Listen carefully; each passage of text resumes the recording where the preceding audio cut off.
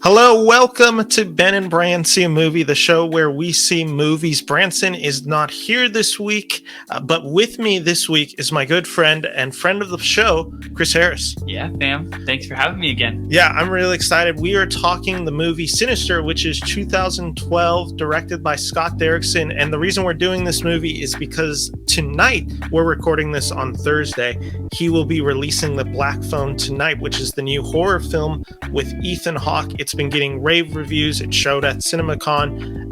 It's supposedly just Ethan Hawke is terrifying. I saw the trailer. He looks terrifying in it. He does look terrifying in it. Yeah. 100%. And so, yeah, we're talking Sinister today. So that's the plan. I'm really excited. And we're about to kick it off. I just have a question for you. Yeah. You know, in this movie, Ethan Hawke, I would say he's a 10. Like a 10, what do you mean? Like a 10, like hot-wise. Oh, okay. All right. But he moves you into a murder house. Yeah, it's true. And then he, writes a book, and then he ends up getting killed. Just out of curiosity. Does that lower the rating? The rating of... his hotness. Is he still 10? Oh, yeah, he's still 10. Okay, I agree. Absolutely. Agreed. 100%. Perfect. Maybe a 9 at, the least. Yeah, maybe as the axe is going right in your throat. Yeah. You're just like, let's lower it a little bit. He looks good in that movie. And the thing is, to see him in that Moon Knight show now, he looks a lot different. He does. He looks much older. He looks much older now. But with that all said, we're going to jump into the show. Mm-hmm. Welcome to Ben and Bran See a Movie.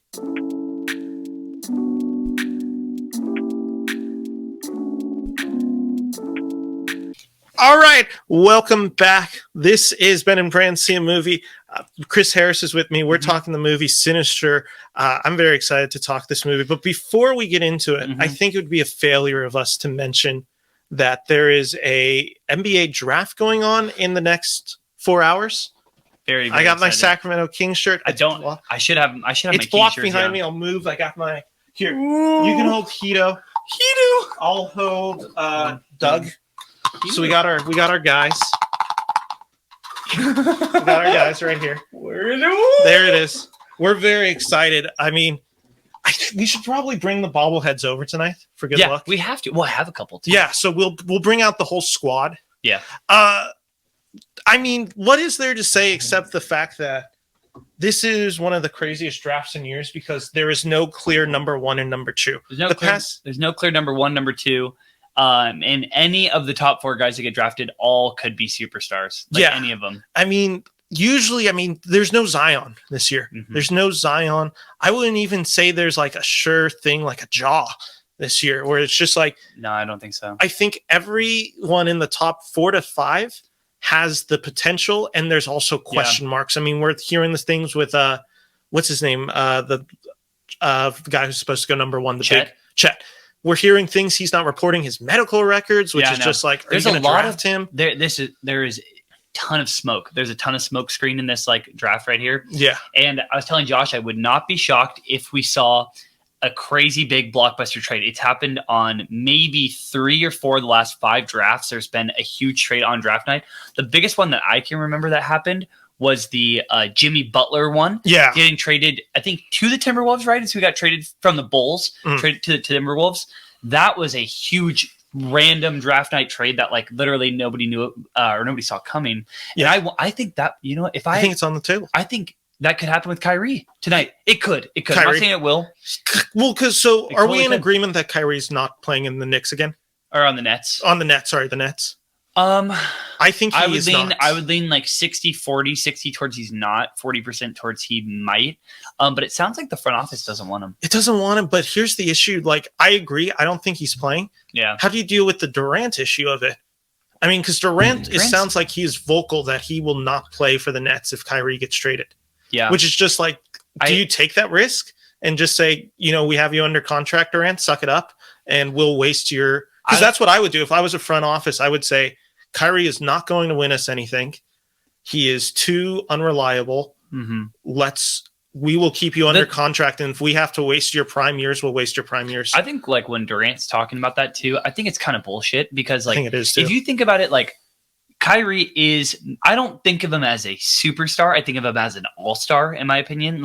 Right now in his career, I think he's really good. I don't think he's the top 5 player in the NBA. I think we can agree on that. I think he is the number 2 player on a winning team. Yeah, I would like agree. Sure. if he on a championship team, if you told me Kyrie was the number 2, I would say that's a really good shot. So, but like the thing is that if they're trading trading Kyrie Irving, the odds are that you're probably going to get a really, really good player, if not multiple really good players back. So why would Kevin Durant be pissed at that if maybe Kyrie's his friend, but it's like also you could still win a championship? You know what it is? It's because he's not LeBron.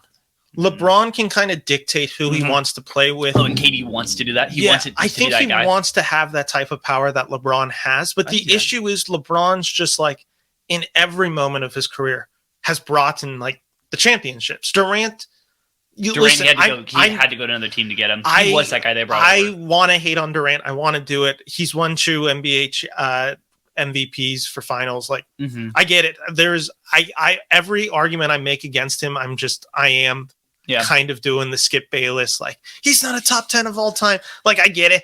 I totally get it. It's a good point though, because like if you think about it, KD is that guy that the Warriors brought over. KD wasn't the guy bringing people over. He wasn't bringing Curry over.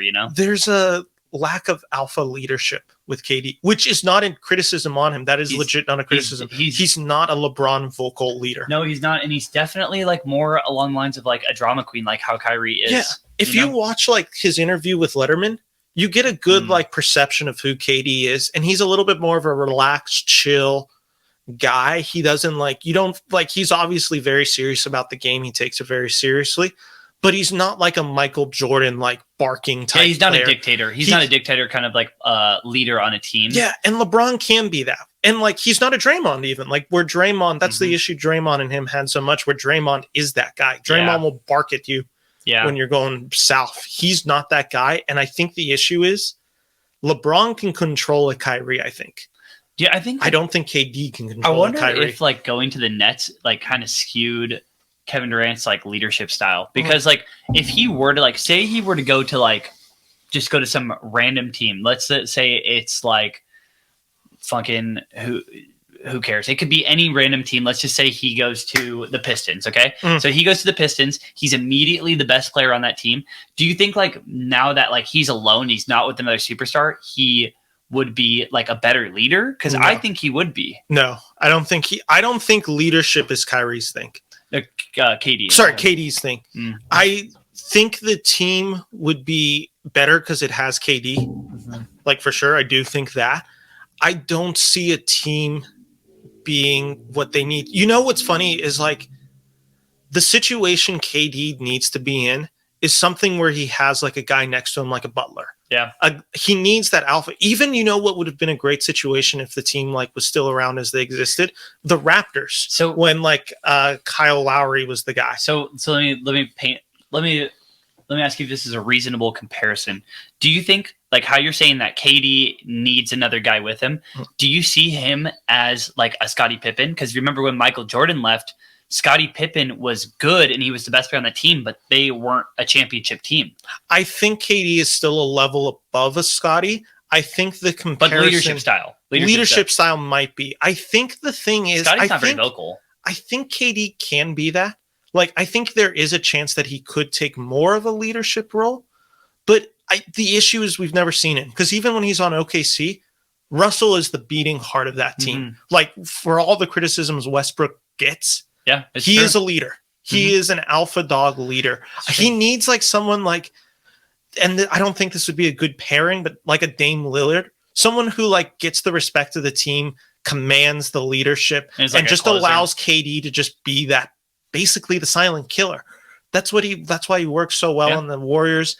I just like, if KD is the vocal guy, I'm not saying like KD is not going to be the number one on any team. Whatever team KD's on, he's probably going to be the best player on that team. Yeah, I agree. I just don't think he's the best leader on any team he's going to be on.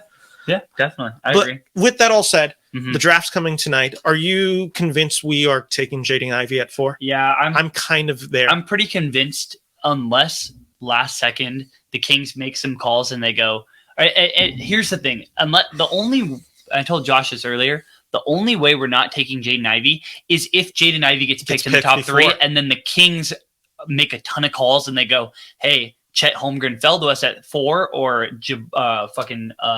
Paolo. I think Paolo, is the and reasonable one. It's like what we're gonna draft him unless you make your best offer right now, and the Kings trade that pick. I They agree. trade back to the Pacers, and I think it's reasonable. I think there is a chance Jaden Ivan goes in the top 3. Mm-hmm. I would still probably bet on us getting him, but I don't think it's out of the realm of possibility. No, I was reading Kevin O'Connor from the Ringers draft guide today. He has Jabari going number 1. Yeah, I'd agree. I think Chet going number 2, and then Paulo going number 3. Us getting Ivy, and then he also made the point of like, if a team believes in Jaden and Keegan Murray could be on the is there, it wouldn't be crazy to think that the Kings go for a Keegan Murray type defense player. No, absolutely not.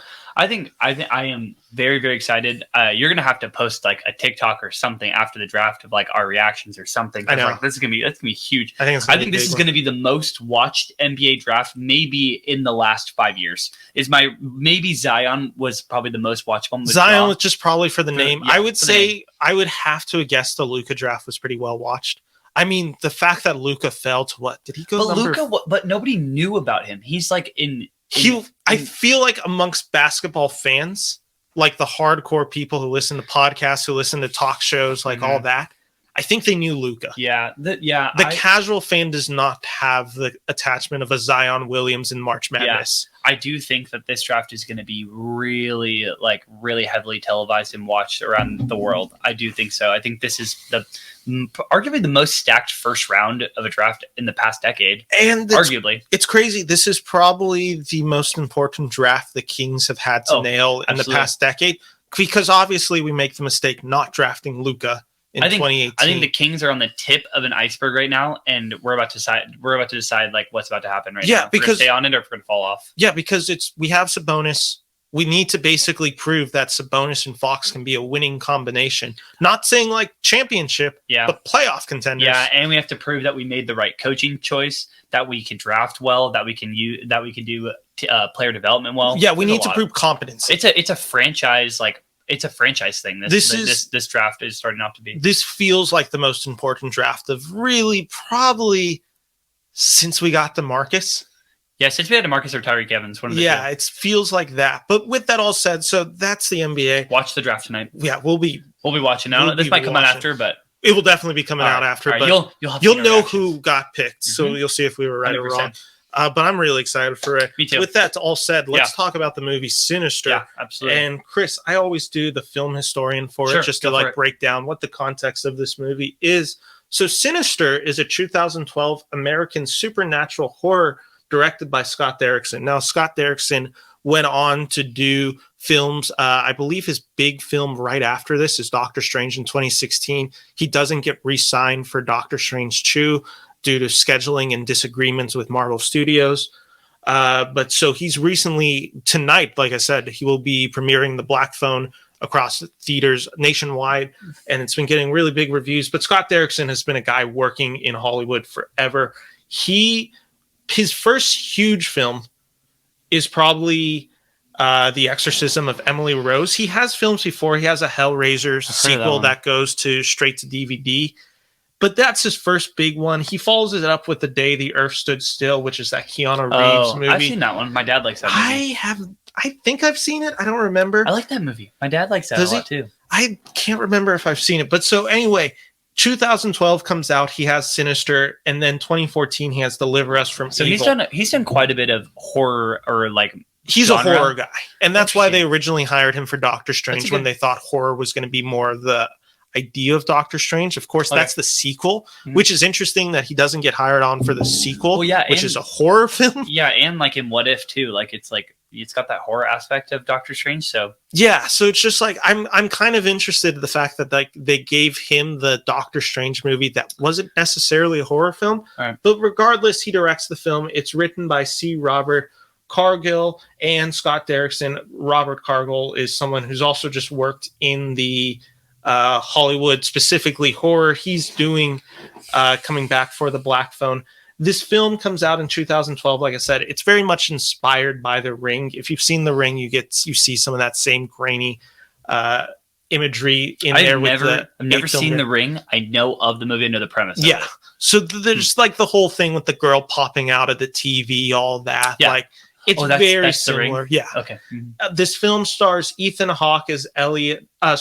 This film stars Ethan Hawke as Elson Oswald, who is a crime novelist who decides to move his family into a home where a grisly murder happened years before. He didn't tell his family that. He doesn't tell his family. The family ends up being hung, and he's investigating it, and he discovers that there's something sinister, as the movie title describes, going on at this house. It's a great premise for a movie. Yeah, it also stars Juliet Rylance, Fred Thompson, James Rosnan, Claire Foley, and Vincent D'Onofrio in an uncredited cameo as the professor. This film again comes out at South by Southwest on March 10th, gets good reviews, makes its big debut in October of 2012, right around Halloween, ends up grossing $90 million on a $3 million budget. So very respectable. That makes sense. You know, the movie we can talk about later, but it seemed like a small budget. Yeah, this is Blumhouse. This is Blumhouse in its earlier days before they get like. So this is like when they did Insidious. Yeah, this is like when they're making their name kind of known in Hollywood. This is when James Wan was like really getting going. Yeah, so I'm trying to look up what they're doing. So yeah, it's Blumhouse begins with Paranormal Activity in 2007, which remember that's a film that was made for $15,000. Yeah, $15,000. Probably the biggest profit, and grossed over $200 million. That's ridiculous. Then it has Insidious. Then it has Sinister. Then it goes on to make the Purge franchise, Paranormal Activities, and then of course it really takes a next level with Whiplash in 2014 when they direct that or produce it. Blumhouse does that, produced Whiplash, and then they do Get Out in 2017. Yeah, so they just become one of the biggest studios. Working, they're a household horror name. Oh studio. Yeah, they're like if you're a horror fan, you know them. They didn't do Annabelle. They didn't do the Annabelle series because that's Warner Brothers. I thought James Wan. James Wan does it, but he's not Blumhouse. He's just a director. He's a director that I think has signed on. Yeah, he's not. He's not like tied down to Blumhouse. Yeah. But so yeah, this film does very well. It gets a sequel in 2015 called Sinister 2. And that's where we're just going to kind of start with this movie, that this movie is the start of essentially a franchise that I'm sure Universal probably has ideas to probably continue on. Yeah. I'd have to assume that they would be considering a Sinister 3. But let's just start with this. And we always start with the hill to die on, which is the idea of our one sentence, bold, brash statement on the movie. I have mine's ready to go. So my hill to die on this week is that Sinister works solely because of how talented Scott Derrickson is as a director. Mm-hmm. That's my big, bold claim on this movie. If Scott Derrickson did not direct this movie, I would find nothing interesting about this movie because I like this movie enough. Wasn't the hugest fan, but I will admit that Scott Derrickson does a hell of a job directing this movie. I'm basically in the same boat. I didn't have a sentence written down, but I would lean towards the best aspect of this movie is the direction of it. Mm-hmm. And it is the storyboard and the directing. So I would say, if I had to put it in one sense, I would be Sinister's directing is top-notch horror cinema. Mm-hmm. That's about what I would say. Yeah, I would agree. Like I said, first time seeing this movie was last night for me. Same. I saw it today. Even. Like I said, I didn't leave like crazy impressed with this movie. This isn't going to be like one of my new horror classics. Yeah, I would agree. But for what it is, it was pretty good. And I think the thing that elevates the movie is the final 20 minutes of the movie. That's where it took the leap for me. Interesting. Okay. We're going to have different takes on this movie, which I like though. I like that we're having different takes because Ben and I have talked about this a lot. I've been into horror for a long time, but I haven't really started delving into it till recently. Mm-hmm. Ben really has just you've had a respect for horror movies, but you have started really enjoying them as of lately. Yeah, my horror genre of movies are the ones that are the classics considered. So like I love The Exorcist, Nightmare on Elm Street, Halloween series, like all those. That was my jam growing up.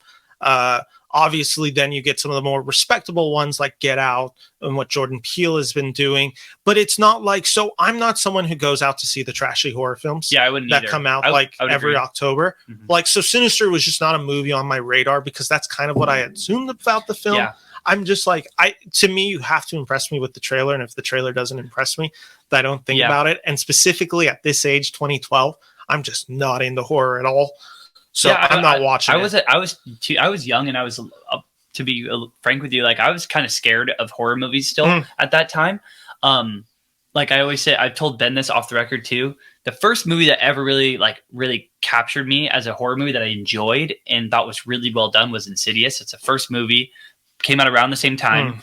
I'm trying to think what my first. That was like the first one for me where I'm like, okay. And now that I know it's Blumhouse, I'm like, they know what they're doing, and they have a direction as a franchise and as a production studio. It was probably mine. Insidious was. We can talk about it later too, and like in what I think about it. But I've always thought Insidious was like the first movie to do something out of the comfort zone of horror, at least from what I had seen prior. Yeah, I think for me it has to be it. 2017's very disturbing, very eerie. Yeah, great makeup. I think that was the first movie that gave me like that coming of age story within a horror film. And which good I acting too. Really good acting. Skarsgård is amazing in that film. That was really the first one. Like Skarsgård did that guy? Isn't that Skarsgård as the redhead, the red dude, the devil guy? No, I'm saying in It. Oh yeah. Oh, you're talking about in It. It, yeah. That's the one I'm talking about. I'm pretty sure that. Okay. So I think that's the first horror film that I really have an attachment to. Yeah, so I said Insidious, and you saying It? Yeah. With Skarsgård. Yeah, so when did It come out? Like 2017. That's probably the one for me where that's where the genre gets a little bit elevated.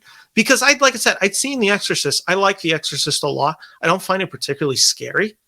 Like, I respect the movie a ton. I think it's brilliant filmmaking. It's just not scary to me anymore. So it's nice to know that you and I have a very similar perspective on the horror movie. Has to like really grab our attention for us to go actually see it and like be interested in it. We're not going to just go, like, for an example, for me, the first one I thought of is the Purge movies. Never really had an interest in seeing those movies. I wanted to like those movies a ton. I thought the premise was brilliant. The first one I liked. I didn't like the first one. I liked the second one, and I think I fell off after it. I like the premise of the first one. I like the premise of the idea of like it's every day or every year there's one day where everyone just goes crazy for 12 hours. I like that idea. It never really clicked for me. But I'm trying to think, like, for me at least, like, for a horror fan, for me, I'm not typically into the demonic, ritualistic, like, horror thing. Like, that's just not my vibe. Like, and a it's Hereditary? not even, and it's not even because, like, I believe or I'm disturbed in that stuff. It's never scared me. I don't know why. To me, it's always something that feels real. Feels a little bit more scary. So a serial killer is more scary to me than anything. I've always still contended the scariest movie I've ever seen is Zodiac. Still never seen Zodiac. I know you're probably going to talk about it today. Yeah. But that's probably next on my list. Either that movie and Seven are probably the next ones on my list. Yeah, those movies scare me more because serial killers, so real. They feel so real and it's more tangible. I'm not even saying that I necessarily don't believe in evil spirits. It's just that feels so intangible to me. Yeah. Where serial killers are just like, they're real. And like considering like Zodiac takes place in San Francisco and has like some of the guys who ended up living through the whole Zodiac murders. They lived in like Sacramento. They lived on like, downtown. It's very believable, very real. So it just made it so much more real for me. But with that all said, let's get into the movie. Let's just talk about the filmmaking strengths and weaknesses of the film to start this movie off. Sure. What were the strengths for you for this movie? Because I think we might have some similar ones here. The filmmaking strengths. Okay, so like, you want me to kind of talk about like aspects of the movie that I really liked from the filmmaking's perspective? Yeah, it can be. Yeah, not necessarily the acting. We'll get to acting a little bit later, but more of just like the tangibles, like the cinematography, the lighting, direction, whatever it may be. I would say, like, to go elaborate a little bit more on the direction of the movie, I really thought the way the movie was shot and the angles that the director picked up were like almost top notch and like so real, like how you explain it, like the way he would speed up and cut through different scenes and different like parts of the movie, and then he would do really long pans and really slow portions of it.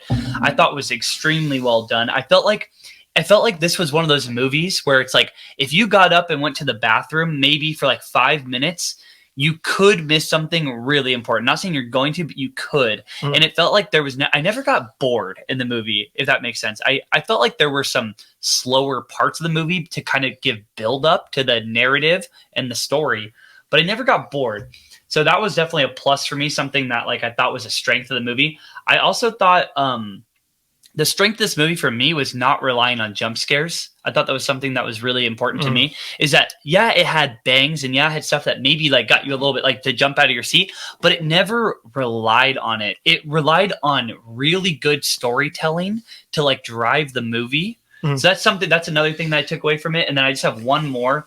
The last thing was like the use of disturbing images to drive the eeriness of the movie. I like that one a lot. That's like the one thing for me is that like I am so critical. As much as I love these Conjuring movies and their franchise, they do rely on jump scares a lot. They do. And I do think that is a tactic that's been used for decades, right? In horror cinema. But this movie for me, like it would continuously it would get scarier the longer you watched an image come onto the screen, and it would get like more disturbing and you'd like want to turn your eyes away. It's not because like somebody would jump in front of the screen so abruptly. I feel like that's something the movie utilized so well. You know, it's so interesting you mentioned the jump scares element, because I forgot to talk about the reception that this film receives in 2012. It gets a pretty positive reception. Ethan Hawke's performance is as well acclaimed. The issue that they said was just some of the horror tropes being overutilized and a reliance on jump scares, which I actually completely disagree with their take. So you on agree that. more with me? I agree more with you. And it's not that like there are jump scares in this movie. Do not like think like you're going to watch this movie and there are no jump scares. There is a handful in this movie, but to me, they actually serve the story more because there was usually actually related to the horror going on screen. Yeah. So if something jumps out at you, it was usually one of those like scary looking kids. Yeah, it wasn't just like the mom coming through the door and then the music just It wasn't like all of a sudden like somebody got really scared and they dropped in their seat and then they like fell to the ground crying and then it just cut to a different scene. It was like it was a part of the story that it like was. It felt natural reactions more. Agreed. So I get the criticism because I don't like jump scares, and in this movie I even think they might have overutilized them, but I didn't think they were used in a way within the film that like was cheap.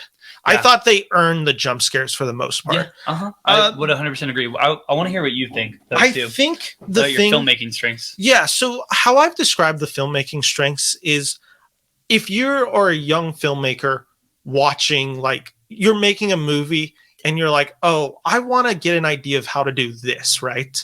Like these are the movies that you watch to get an idea of how they design something. So you hit it right there with like just some of the pan and all that stuff. For me, the one that like when I'm watching this film and I'm thinking like, that's like, if you want to do something like that, this is the type of film to watch, is the sound design. The sound design specifically of the house is perfect. Throughout, there are so many scenes where it's just like, you hear the creaking, you hear the walking, you hear the projector going off. Yeah, you hear the projector, the air condition, the power shutting off, all of that. It just feels very atmospheric, and it does a great job at building the tension throughout because there's a sound that we associate throughout the film. And when we hear that, it's kind of the Pavlov's dog reaction where it's like something's about to go down. Like I said, with the film projector, as you mentioned, whenever you hear that, you're like, this is probably not going to be good because that thing just turned itself on. So you're trained to know that's going to be a bad reaction. I think that's one of the biggest strengths of this movie is just simply how he designs the house. And I think that's also another huge strength of the movie is set design. When I'm watching this movie, I'm just kind of blown away by just how the house feels, because so often in films and especially horror, it's so easy to get lost in a house, right? You build a house and then there's just this random room when you need there to be a random room. Just like, oh, okay, well, this character needs to get to this place. So there's going to be this random room that we haven't seen in the movie. This felt like a house. This felt like you knew where the basement was, you knew where the attic was, you knew where the kitchen was, you knew where the kid's bedroom, like all of that. You knew where his study was. So you felt like you had a full idea of what the house is. And that makes everything more tangible because it makes the house feel smaller. If it's a house that you're just kind of like in, and you're just like, okay, well, now we're going to find this new room, like in the third act, or it's like, oh, head down to like the cellar. And it's like, you've never talked about a cellar before. Yeah. It just makes everything feel a little cheaper. And it's just like, oh, this house is kind of a deus ex machina. I would 100% agree. And I think another movie that does that really well, and it's not about the ritualistic aspect. Are you saying Hereditary? It's Hereditary. I was thinking the same thing. Utilize the house and the like slow pans of how stuff creak and how the rooms are set up and everything is beautifully done. The cinematography is really well. And I would 100% agree. I think the sound design, the house design was great. That's so interesting because that's the film when you're watching this movie, I instantly compare it to Hereditary. They're very similar premises. I think Hereditary is the more untamed, some would call maybe more grotesque version of Sinister. Sinister is definitely much more of a common type horror film, like a general audience is going to see it. A general audience will not see Hereditary. You cannot get a full audience to sit through Hereditary and sit through some of just the hours of just kind of like not much happening. It's so meticulous in that design. This film is a lot more like up and up. This movie has more Sinister, like throughout the entire movie, you feel suffering. Then, like, you feel a lot going on, a lot of tension. In Hereditary, it had signs where, like, a lot of that would stop, and you'd be like, it's a character development for times of it, where you're just sitting there with the characters, watching them grieve. And that's what this film is not. It is much more in the conventional sense of an action film, where it's not an action film it's like there's action and adventure going on. It's simply in the fast-paced beats by beats by beats. Like, okay, we need to hit this scare here, we need to hit this scare there. It's paced differently, where Hereditary is much more a character study. We're going to make sure you know who Toni Collette's character is. That way when the third act comes, it kind of all just becomes explosive. Any weaknesses for filmmaking in this thing? I guess like in the filmmaking, I don't know, like, generally speaking, if there's one that comes to mind right away. There's some stuff with, like, the acting that, like, maybe I would change for sure. But, like, filmmaking, I do wish that we saw, like, I do wish they utilized the children more in the first act of the movie, because they become critical in the third act really quick, and there's no and again I'm moving away from when we used to do the show where it was beat by beat, let's describe the plot. So I'm assuming everyone who's listening to this podcast has seen Sinister, so knows. So I'm spoiling the crap out of this movie right now. It's the whole third act, like it's the kid killing all the family members, including her brother. Exactly, because it's like the first half of the movie is like Ethan Hawke, and he is unraveling this story, and it's very cynical. He's very in-depth about this, doesn't really care about his family. His family's there supporting him in sense of like the movie. But all of a sudden, the second act, it's just straight all about the children, like in Ethan Hawke. And so it's like, I would say a little bit more the third act, but sorry, that's what I mean. I was thinking of it two acts. You're thinking the third first act, half, second half. Agreed. 100%. I felt like it was just so rushed in that sense that, like, wow, I wish that they had engulfed it like a little bit easier, like they had engaged the children more in the story. They need to be in the story a little bit more, because also, like, the weird thing is, if you were to watch the first hour of the film and say, well, and then I tell you one of these kids is going to go evil, I'd assume it's the brother. Yeah, I would assume because he's like having these weird nightmares. Like, he's drawing these weird pictures. Like, you kind of assume he's the one kind of being like almost possessed. And then they make it out to be the daughter, and it's a really scary sequence in the film. It's very scary. It seemed a little sudden, like a little bit out of left field. Like, I don't know if I would have believed that, but like they do tie it up well, so like that it's forgiving in that sense. But I wish they would have changed that. It's maybe the first agree. Thing There's a little bit with the screenplay there. My biggest issue with the film, and we're going to get into this as we're about to jump into best scene and elements that don't age well. Yeah. The thing that doesn't age well, and I think is also an issue in the filmmaking, is simply characters are there at times to just give exposition. Like James, what is his name? What is his Talking about the guy that's a cop? No, the professor. And he's Vincent D'Onofrio. The professor is the guy that he like he's calls. zooming. Basically. That guy is very much there when they need them to explain something. Like the whole third act is critical on that guy calling them, telling them that information, like, oh, these are demons and they believe to like just come out. And that's his only role in it. I wish D'Onofrio, if they were going to use him that way as a professor, I wish we saw him a little bit more hands-on, almost like the deputy cop that we see. That's exactly what I have it as a point later on, like that the cop and him, I wish they had utilized them hands-on more. I 100% agree. Yeah, so that was my issue, and that's also in elements that didn't age well. I just thought the random Zoom cameos, and it's not Zoom, but it's like that type of like technology. I just thought it looked, one, I thought it was lazy, and two, I just kind of thought it looked a little cheesy. Like this guy will just call right when this character needs it to be. It did look a little cheesy. It looked a little bit like almost like it looked like almost like it was placed like last second there. It's like, oh, let's just put this here because it makes sense or it feels right. Yeah. But it didn't feel natural. I would also say it's blatant advertisement because it is just straight up Apple. Oh, 100%. I saw that. It is just Apple. So it almost feels like, okay, how do we incorporate Apple more? I'm not saying that's what it is, but when you're watching it, it's just like, okay, it's Apple technology. Felt a little bit uncanny. I agree. I didn't care for that. Other elements that didn't age well before we get into our best scenes of the movie. Yeah. I also had flashlight filmmaking, which is the idea of just holding a flashlight. Very few directors can do flashlight filmmaking. David Fincher, for instance, when he uses it in Zodiac and more specifically Seven, does it really well. The issue that Scott Derrickson has versus when David Fincher does it in Seven, David Fincher is working with a very respectable budget. Scott Derrickson has to kind of use flashlights to kind of hide the budget, that it's a smaller scale. So there's times where you're just seeing it and it's just everything doesn't look particularly clear. It just looks a little cheap. Like I said, flashlight filmmaking is such a difficult thing, and I have a feeling we might be seeing it in the Black Phone too, but the film has a bigger budget, and I think it might look a little bit better. In this, it's simply like the cinematography at times just looks dark. Yeah. Where you're just like, I don't understand the horror that just happened because I couldn't really see it particularly well. Yeah. Like, I didn't even realize there was a scorpion that came out the first time. Like, it's just framed a little dark. Yeah. And I think that's just the tool of like flashlight filmmaking. So those are my elements that didn't age well. Did you have any?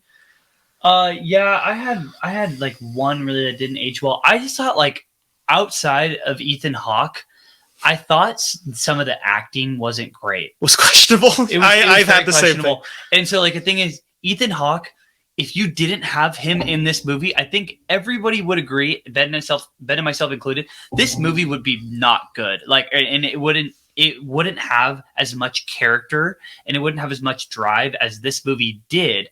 So like, that's the thing is like, I feel like that, like the mother was one that stuck out to me. I thought she was not great as an actress. Like, yeah, I didn't think she had much. My issue was she didn't do anything. She didn't like.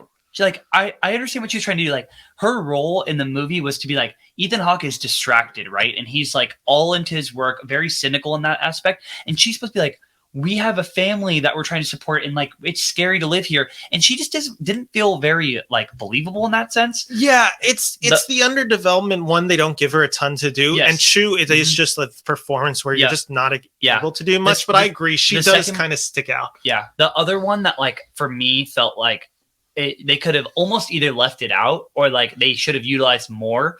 It was the cop. Which one? The one that was played by Deputy Soso. The guy, yes, the guy that was played. He's in It too. Is he actually? Yeah, he plays. He's in It too. He's Eddie. Yeah, he plays Eddie. He's a main I didn't recognize. The thing is that like he for me like felt like he's going to be in the Black Phone too. It felt like the wrong actor. It felt like he didn't do well. But the thing is, the role wasn't utilized as well as it could have been. It should have been more hands on, like Ben and I just said, and two. it wasn't great acting. Can I tell you, this is so bad. Do you like him? Under best scenes, I literally have a note that says squirrel police guy. Not even because the acting is particularly great or this like the writing is. It is so comedically funny. This guy who just like comes out and he's Deputy So-So and he's just like, oh yeah, you got squirrels in the attic, and he just starts telling this long anecdote about squirrels. That's one of your favorite like he's scenes? Just like, oh yeah, you know, like we don't have murders, but we got squirrels. It's just like this guy just like seem right. He just has this whole monologue ready for squirrels. You know, I've been trying to think of categories for like this show, and I've been really trying to be careful because I know I'm starting to tread into the Bill Simmons rewatchables where I'm just like starting to pull categories. They're getting a little similarly too close. Yeah. And he has one category called the Dion Waiters Sixth Man of the Year award. Like that guy who's just in the film to be that guy, like just to be that glue guy. Yeah. I kind of want to add that character. I want to call it the Bialitza F it, we deserve it guy. Yeah. This guy is the F it, we deserve it guy. He comes into this film. That's a really good take. Fully believing in this. Like, you know, he's been rehearsing the squirrel line forever. Like, he is there and he believes everything. He is so earnest in his acting. He's the F it, we deserve it guy in this movie. Yeah, he comes in there and you're just like, God damn, man, you're doing it. You're really trying almost really, too hard. It's too so hard noticeable. And it's just like, I like that this character at least wasn't bland. Like, he's a memorable character. Deputy So-So is a memorable character in this film. It's a great name. So-So. It's great. But yeah, I just thought, well, like, man, they could have used him so much better because I like him as an actor. Yeah. And I like the idea of having him in the movie and the cop helping, but they did not utilize it as well as they should have. Yeah. Or they could have. I just, you're right. As a thing in the horror film, he is just the guy that comes out there to give Ethan Hawke information. Yeah, and it's just like it kills 10 minutes, you know? Yeah, but in those scenes where he's just talking to Ethan Hawke, like he's just the big fanboy, like in The Office, just like, oh, can I get a signature, all that stuff? Or just like him annoying Ethan Hawke with the squirrel humor. I'm going to hit on this squirrel humor. It's the best element of this film. I like that. This is my big break, the squirrel moment right This is the big thing. Other scenes that I think the best scenes in the movie, I have rewatching the tapes from the previous night when Ethan Hawke is and seeing the hands crawling onto his character, and then meanwhile while he's distracted like that, we as the audience see the background of the demon moving in the movie. Yeah, I thought that was scary. Yeah, I thought that was very scary. That was very good. The scene for me that I loved the most was when he was in his office and he like goes out to the window and he holds up the photo of the people that got hung in his backyard. And then he puts it down and then like they're out there and he's visualizing them and he's visualizing the Sinister guy out there. And then he goes out there with the bat and he's just like ready to wreak hell. You could really tell in that moment for me that Ethan Hawke's like, he put all of his character and all of his like his turmoil that he's feeling into that scene. And that was the one that stuck out to me first. The second one that stuck out to me was the scene in the attic where he goes up there and he's freaking out. Is it the one with the snake? It's with all the children. That is a good one. The children watching the projector because he hears the projector up there. Yeah. And he goes up there and then the Sinister guy pops up and then he falls down and they just throw everything down on the ground. He's crying on the ground. Yeah. That scene for me gave me like that. I felt like it was unnerving. I agree. That's a really good scene. That was probably my favorite scene in the whole movie. Okay. My favorite scene of the movie, and we've already talked about that it doesn't even fully work necessarily, and I don't know if it even earns this scene. But in terms of just like, if you were to just cut this, like it is a 15-minute scene, I think the final 15 minutes of the film is terrifying. Like, I think it's a good twist. I think it's a really scary moment. I think once he realized he's been drugged, then you see the daughter and then like you see how the tapes get to the attic and all that. And like the premise of it, like realizing like every time you move houses, like that's when the demon. No, that's the whole thing. The demon like pops in. Yeah. Once you move house, that's when the demon comes. It's like in the idea that like, oh, we can move houses, like we'll get away from this demon, but actually it's your daughter and she's with you the entire time. Yeah, and that's when she gets possessed. That's the exact second you leave is when you get possessed by the demon. I like that whole thing. I like the whole ending. I think it's a really creepy ending. I think it ties the film together really well. Again, does it fully deserve that ending because of like the daughter not being there? You could debate that. I would probably lean a little bit like not fully, but I like the filmmaking within the scene. That's what I felt like a lot of this film. I don't know if I buy the whole film together, but there are individual scenes of filmmaking where I see the genius that is Scott Derrickson. I really did like the ending as well. I do feel like it was rushed a little bit. I agree. Like I felt like they just went 0 to 100 really quick in the last 15 minutes. Having said that though, I liked that they did that. I did think it was a little bit out of place, but I enjoyed it. Yeah, I agree. Quite a lot, actually. Okay, so we got our best scenes done. Yep. Are you ready to move over to my new segment called Mount Rushmore? I'm ready. So let me explain Mount Rushmore right, because I'm still trying to work out how I want to do this. This is a great idea, by the way. Mount Rushmore is basically take a few elements within this film that you would argue in conversation to be on a Mount Rushmore of some sort. So let me explain that. There's always the debate in basketball. Who's the Mount Rushmore, like the GOATs? Who are the four guys who belong on Mount Rushmore? Who's the best passer in the NBA ever? Yeah, like 4 guys up there. Yeah, the Mount Rushmore. Like these are the 4 guys who changed the sport for whatever reason. So we're taking that same idea, but we're making it specific for each movie. So if there was one in this movie, like what is it? So I'll give you my first one. Sure. My first one is creepy children, girls in movies. If there is a Mount Rushmore for creepy children, girls in movies, I think you would have to include Claire Foley's character as Ashley Oswald in that conversation. I found some nominees that could definitely be in there. The twin girls from The Shining, I think are very respectable. You have to put in Reagan from The Exorcist. Samara in The Ring, I think is a very probable one. And then there's Charlie in Hereditary, who's the little girl. That's the one I think of instantly. So, like, she's in the conversation. What I'm saying is, in this case, I think Sinister, I think that girl is in the conversation for the Mount Rushmore of scariest children, girls in movies. Yeah, so that's one of them. Do you have a few? Yeah, so I have one that comes to mind right away. And if this movie, if a movie had a Mount Rushmore for not jump scares, but like timing, as like in the way that it's directed, I feel like this would be on the Mount Rushmore of horror movies, or like you could say thriller movies that how good their timing is. Okay. I felt like this movie to me, and it kind of goes back to directing, so you can kind of tie these two together. I feel like this movie was timed, like the timing that they placed stuff in the movie, and where they had different aspects that like the every scene with the projector, almost all those scenes are pretty much flawless because of their timing and how they were placed and how it was filmed. And so like that would be the first thing I'd put up there on Mount Rushmore. That's probably like the only one I really thought of really thoroughly. Okay, I have 2 more. Yeah. I have Ethan Hawke is the scream king of schlocky small budget horror films. He is a small budget. Daybreaker, Sinister, The Purge, Regression, The Black Phone. I think that's a resume worthy of being like the Mount Rushmore of like horror king icons. So often we talk about the horror queens like Jamie Lee Curtis in the Halloweens, or even more recently, I've been making the argument that Jenna Ortega from this year has really proven herself.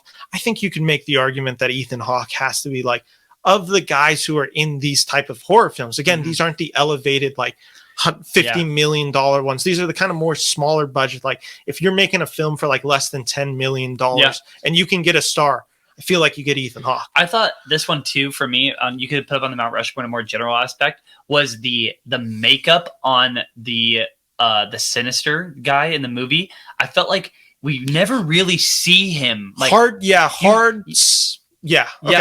thing is, for me, it's like the whole movie you really see him in the distance, and you really see him like blurred, or like it's kind of skewed, and then like as the movie goes along you start seeing him more, and I'm like, damn, he looks really terrifying because he has the same facial expression the entire time. For me, that's part of the reason, but also like the makeup was really well done, the costume was well, but I would say the makeup in general with the villain, or with the paranormal aspect of the movie, whatever you want to say, was on like a Mount Rushmore for me up there with like Insidious, for an example. The makeup on the red guy, that is terrifying.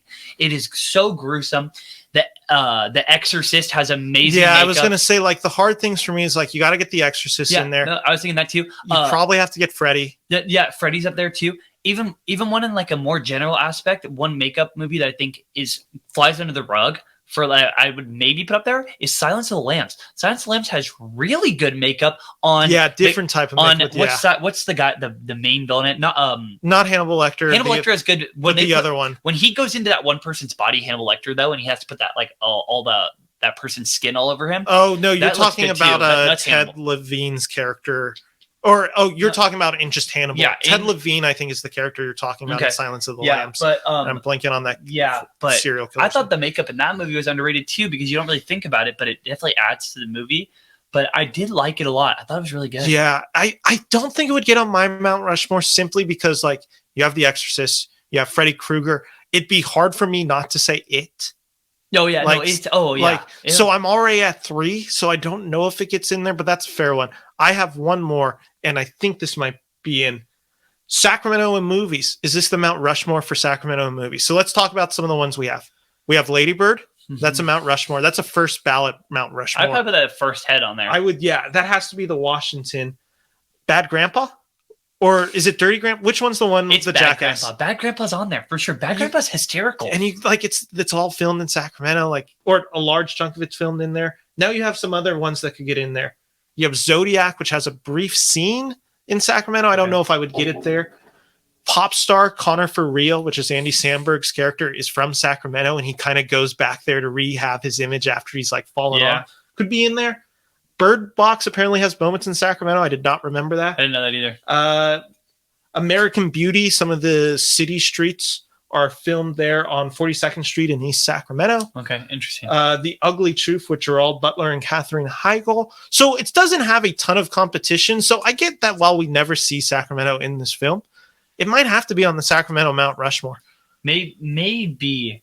I gotta think, like, there's gotta be more movies out there. I was looking it up. It was some internet research. I couldn't pull it all up. But like, so obviously Lady Bird's first ballot. It does not make... You don't make a Mount Rushmore Sacramento movies. I would say this is like on the Mount Rushmore of name dropping Sacramento. Like that's a good one. I like that a lot. I like that a lot because they talk about Sacramento more than a handful of times. I would say you can count more than 5 times they say Sacramento in it, and and you can tell when they talk about Sacramento, it's not in a good way, and in a horror movie, that's a good thing. So I like that. Sacramento's always like getting and whether it's Lady Bird, just like I gotta leave here. Whether it's Bad Grandpa, we're getting pranked on. Whether it's Bird Box, apparently the starting point of an apocalypse. Oh my God! Wait, what movie does Hustle name drop Sacramento at all? It's gotta, right? It might, just because of all the Kings or all the NBA references. I don't remember if they ever say they refer to it as basketball purgatory. Basketball hell. That would be great if they did. I don't remember if they did, but those are my Mount Rushmore. That's a good idea. I think you should keep doing that for your podcast. I gotta rework it, but I like the idea. I like the idea. I think if you could make it like a little bit less intricate, maybe, but that would be like ideal. I think what I'll do is I will start coming up with it and then telling you ahead of time. That way you can like either have it in your argument or an argument against it. Yeah, I like that. So I think that's what I'm going to do. Let's jump into, let's do 2022 recasting. This is the idea of if the movie was filmed today, like the studio decided to either remake it, reboot it, and they're not bringing back any of the original cast, you have to recast. And I think in this film, I'm only asking for Ethan Hawke and the wife to be recast. Okay. Yeah, sure. Okay. Who are the people who you recast in this film with today's sensibilities? I think, oh man, that's a great question. I think the mother might be a little bit easier for me. Just like, I feel like you could say any answer and it'd be like fine reasonable to say. It'd be reasonable to say. Yeah, they don't have much to do in this film. So you just got to get someone who's a competent actress to go up against whoever you get as your main. The mother for me, like, honestly, you could say anybody generally in Hollywood, and I'd be like okay with it. The first one for me, this might be a little bit of a stretch. This is kind of out of my comfort zone to say her name, is Kate Mara is the first person that came to mind. Just because I know she's, one, a great actress, and two, I've seen her break down in some scenes where I'm like, damn, that is so fucking believable. And so I would just love to see a little bit more character in the role. I feel like she could have brought that. She is a little bit overpowering as an actress sometimes. I will say that. I think she's a little too young. I can't tell if she's too young. She's like in her, I don't know how. I think she's in her mid-30s. You could probably look that up. I could look it up. But okay, so my male one, just because it's hard to compete with Ethan Hawke. If I had to say someone that's like in their 40s that could like fix that, like not fix it, but like could also add a unique spin to the movie, is Jake Gyllenhaal for me. Damn, that was mine. Oh, Gyllenhaal was mine. Gyllenhaal for me, the main thing is because I've seen him in Prisoners, and I think it's arguably one of his best movies. I saw in Nightcrawler. He's terrifying, and in this one, I'm like, damn, if they had him in this role, the guy. Oh, he'd be the guy. He's the thing about this role is you need a character to see them slowly spiral. And no one does like just obsessive spiraling quite like Gyllenhaal. Okay, I will now cast it a little bit differently. Kate Mara's 39, by the way. Okay, so she actually is. She would have been like 30. She would have been like 30 around that time. She'd be fine. Like if you're recasting in 2022, she could do it, I guess. I would go. Do I want to do female? That? Yeah, female. Okay, so now I have to rework the answer because I was going to say Jake Gyllenhaal and Scarlett Johansson. As the female. I think Scarlett Johansson, not always the biggest fan of her. What I will say is she always plays a really convincing mom in a movie. If you need a mom in a movie, Scarlett Johansson is like... What about Gwyneth Paltrow? A little too old. Not a bad name, but I think just a little bit too old and a little bit like too forward. You need one who's a little bit like reserved in their performance. You could almost go like somebody... I wonder if you could go like someone. I'm trying to think of her name, like a Sandy Bullock. I think she's too overpowering. She's a little more overpowering. She's like Kate Mara in that aspect. Yeah, I'm trying to think of that actress. So I'm gonna keep it with Scarlett Johansson, which makes my new answer terrible. Because the guy that I thought instantly after Jake Gyllenhaal. Oh, actually, can you look up the mom from Ghostbusters Afterlife? Look up that mom. I think she might be my answer because this allows me to do this answer a little bit more justice. I am going. Yeah, what's her name? I can picture her. Here, this is. Let me see the cast. Sigourney Weaver. Not Sigourney. It is. Is that lady right there? Yeah, Carrie Coon from The Leftovers. I think she could do it pretty well. I think she would do it. And then this allows me, because my issue with having Scarlett was one issue in particular. If you took Jake Gyllenhaal, I was going to take Adam Driver. But I didn't want Adam Driver and Scarlett Johansson to be in a movie together after Marriage Story. I love Adam Driver. He's that guy. He adds a little bit more intensity than what Ethan Hawke would do. But he's also that guy that you can just see just like losing control. And you can see that, like, again, that spiraling nature, but also just the psychological breakdown. And I think nobody does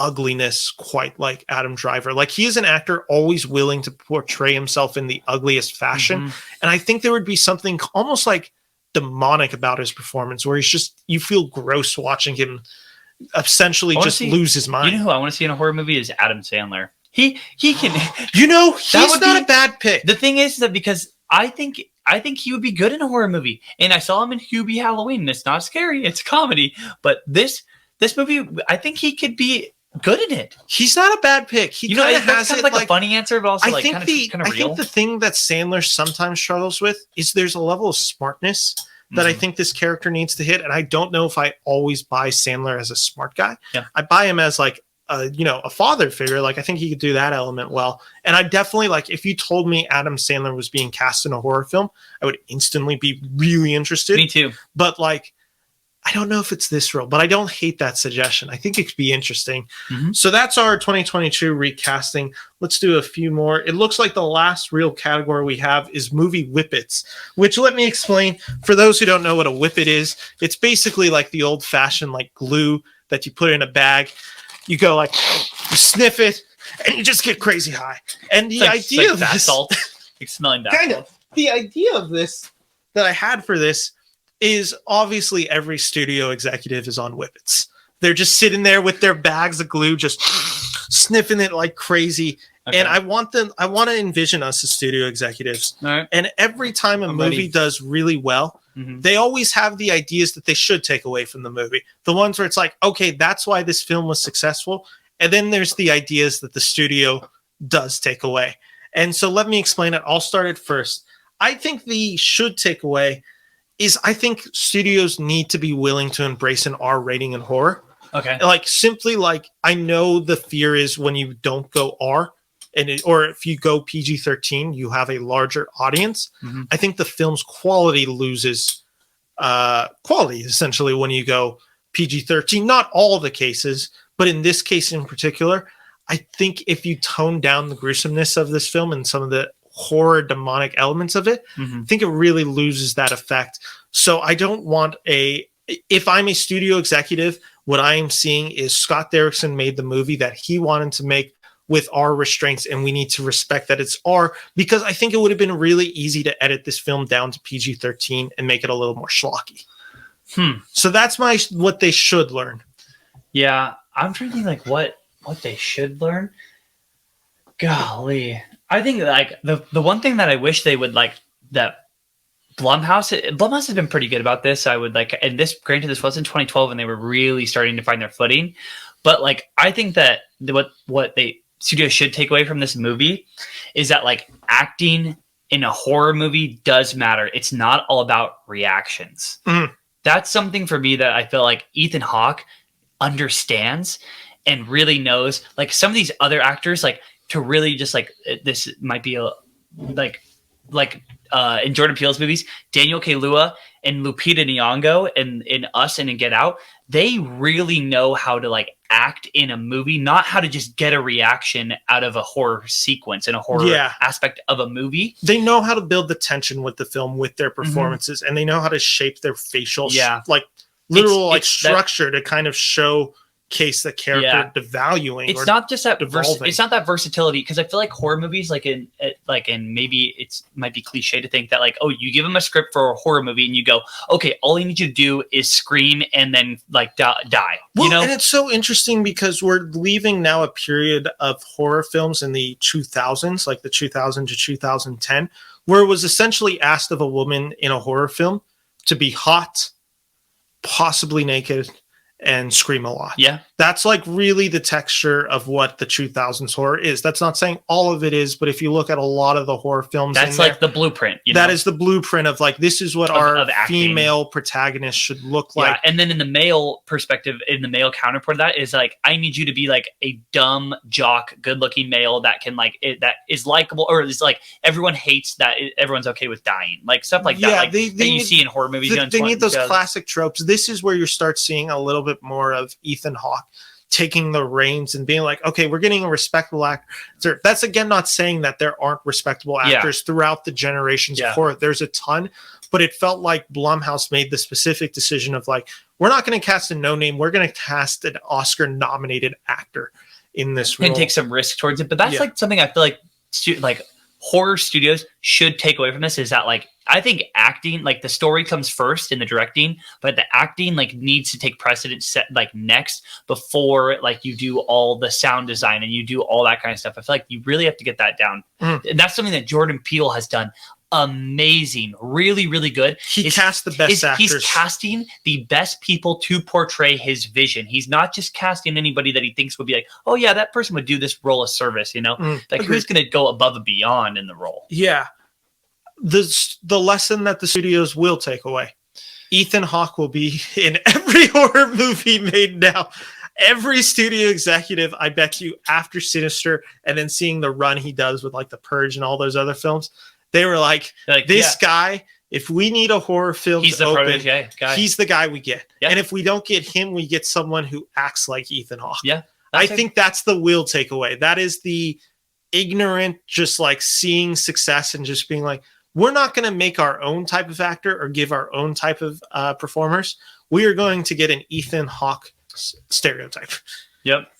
So that's my will takeaway. Did you have a will takeaway? I would say damn near the same exact thing. Okay, I think perfect. that Ethan Hawke steals the movie besides the directing, and that like every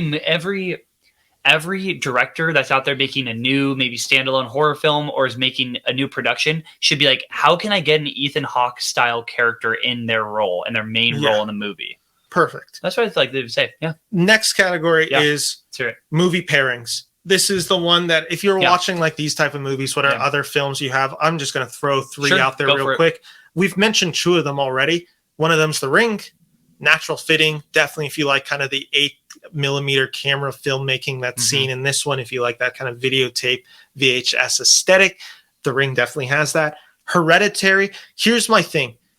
If you do not like Sinister, you will not like Hereditary. Yeah. It's a stepping stone. If this is a film that you're like, this is the scariest film I've ever seen, Hereditary will frighten the living crap out of you. I'm not saying like if you like Sinister, you'll like Hereditary, but I do think if you like the style of Sinister, I think you could like the style of Hereditary. Yeah. And finally, I put a movie that came out this year that I think has some of those same elements, specifically with the kind of haunted house element.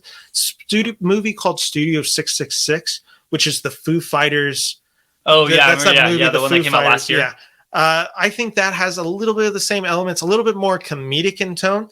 So I think it's a kind of a good palate cleanser to this, but still gives you some of the horror tropes that if you liked in Sinister, I think you'll like in that. So those are my movie picks. Yeah, I would say Hereditary was the first one that came to mind. I 100% agree with that. I feel like it's got some of those really disturbing images, a disturbing style of filmmaking, and that like if you don't like this movie, you won't like that one. But if you love this movie, you will love that one.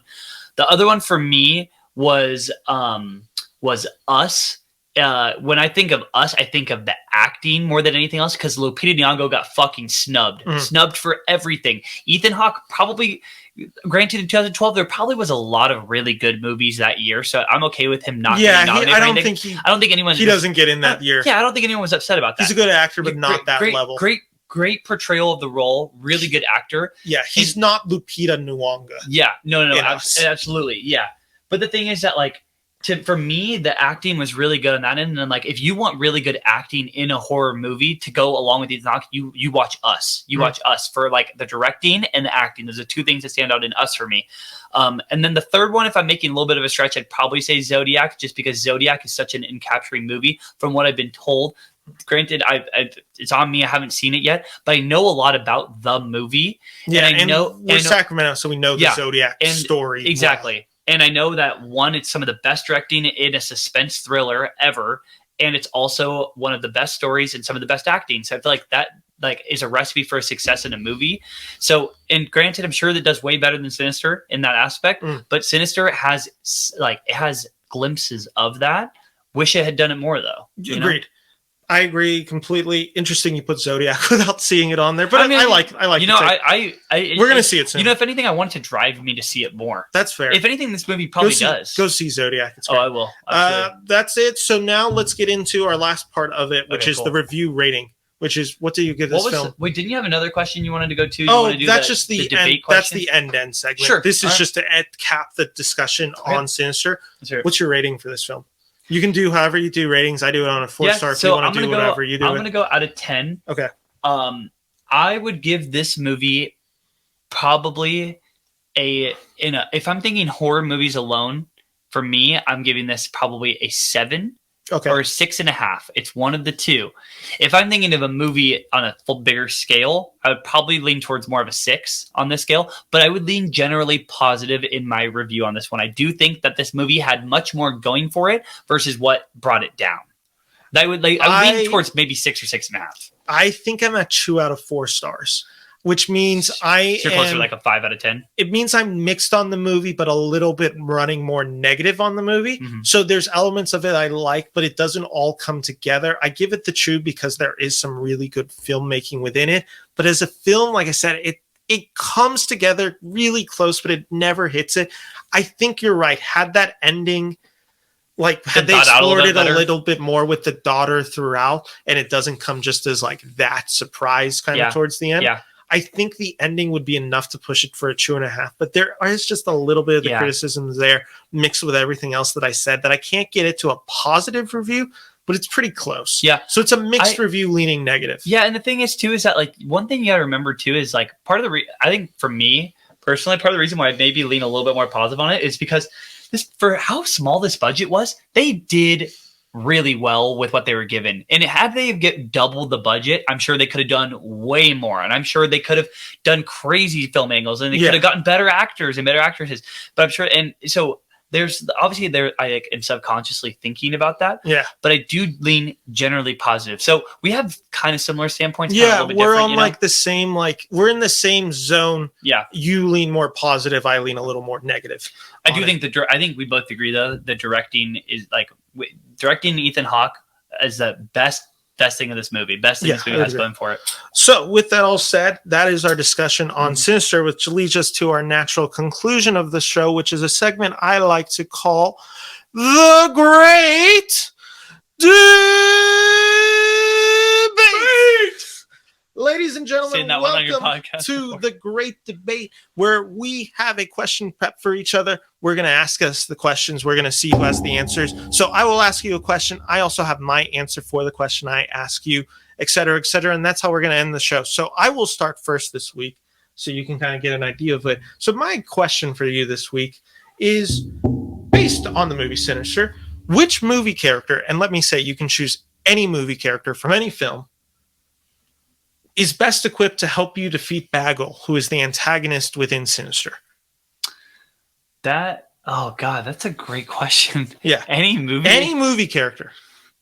Any movie character. Best equipped to help you defeat Bagel, if that's how their name is pronounced. Dude, I don't even know what I'd pick. I would probably lean. Oh God. That's a great fucking question. I don't even know if I have like a definitive answer to that question. So you're saying who would I pick to defeat? Yeah, if you found out this was happening in your house, which movie character are you calling to like? The first one that comes to mind immediately, in just based off of like movies and who I think would like help me immediately or who could help me, is the older lady in Insidious, the one that like can speak to the paranormal, the one that like can read different rooms and read what's going on. I felt like she would have just got me in a direction to like help my family and help myself immediately. And also she's just very knowledgeable about everything paranormal, everything in like in an Insidious term.